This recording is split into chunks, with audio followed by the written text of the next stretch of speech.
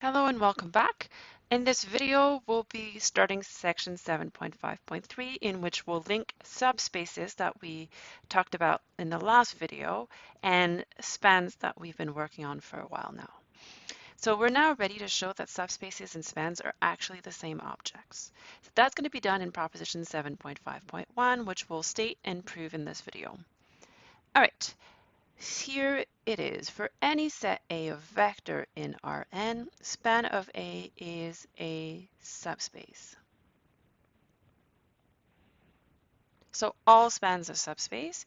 And for any subspace V of Rn, there is a set A, so that span of A is V. So in some sense, subspaces are spans in which we're not explicitly giving you a set of generator. We're saying here's a line, and then you might have to come up with generators if we ask you for a basis and stuff like that. All right, so let's prove this. Let's prove this. I'm going to start with one. One I'll prove completely. Two is going to be a sketch. An actual proof is a bit too much at this point.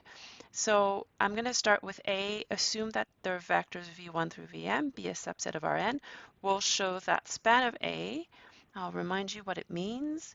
It means I'm taking all the linear combinations of these m vectors where a1 and am are real coefficient. This is a subspace. I'm going to prove the three properties. So same as we've done before, I'm going to show that the zero vectors in S. So I need to show that I can write 0 as a linear combination like this, but that's easy. We already know how to do this. We don't even need to set up a system. We just take all the coefficients to be 0. So this is in span of A.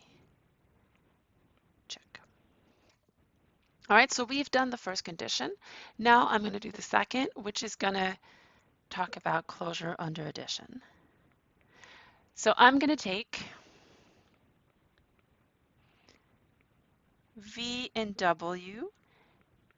Those are going to be elements of S. So V, I'm going to take A1 V1 plus AM VM. And W is going to be B1 V1. Just different coefficients. All right. These are elements in span of A. Now I want to look at the sum. So V plus W, that's going to be A1 V1 plus AM VM. So that's V. Then I'm going to add W. And now, of course, I can shuffle things around and I'll get, let me put everything that has a V1 together. So I have A1 and I have B1 and so on. AM plus BM, VM. And so this is written as a linear combination. I just have these coefficients. And so this is in span of A. All right, so I've proven condition 1, I've proven condition 2, and now we have the third one. So very similarly, I'm going to take V, which is A1 V1, AM VM. That's a random element in span of A. And I'm going to take K in R, then KV, KA1 V1 plus AM VM. And of course, I can distribute K, so I'm going to get KA1 V1 plus KAM VM. That is in span of A since I have these coefficients multiplying V1 through VM. And so we've proven the second condition. S, sorry, I'm a bit stuck, satisfies all three properties, conditions, and so S is a subspace.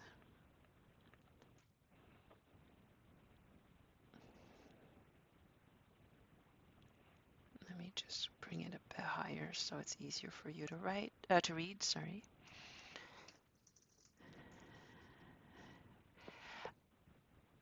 All right, so you can check all three properties for span and you get that any span is a subspace.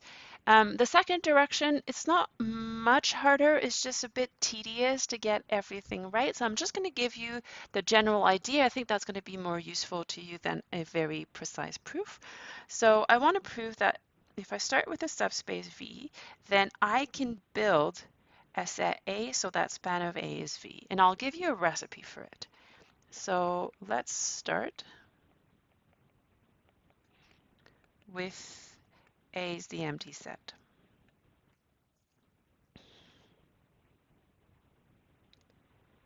All right, so for first case, if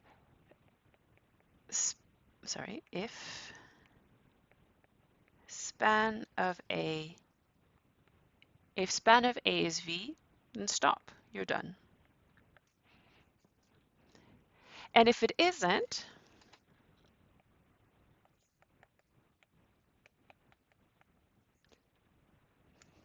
then it's going to be smaller.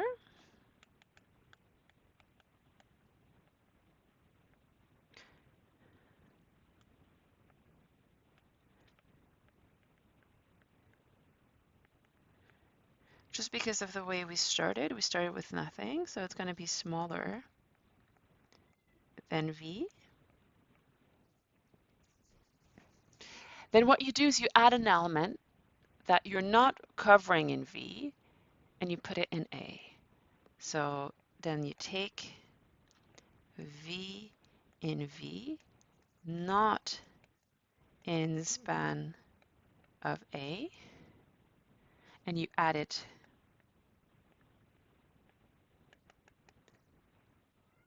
to A. And you start over.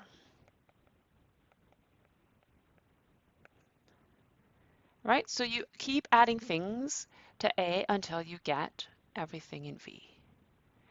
So one reason I'm saying this is not a precise proof is because how do I know that this will end? How do I know that at some point after having added a finite number of elements, I'm going to get all of V? So the one thing to note is from the way I constructed it, A is always linearly independent.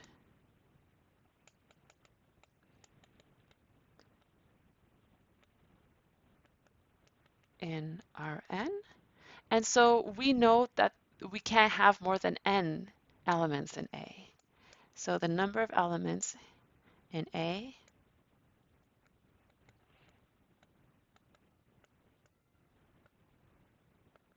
will be n. In fact, if you end up doing this and you add n different elements, then you're going to spend all of Rn and you'll be done. All right. Since subspaces and spans are the same object, that's what we just proved. Subspaces are span and spans are subspaces. Subspaces also have basis and dimension. So what we did in section 7.4 for spans would work for subspaces. By theorem 7.4.1, given a basis for a subspace, every element of V can be written in a unique way as a linear combination of the elements of the basis. So everything we've proven, all those properties that we've proven in section 7.4 applies to subspaces as well. All right, so in the next section, we'll recap what we learned, and then we'll start doing example using what we just proved.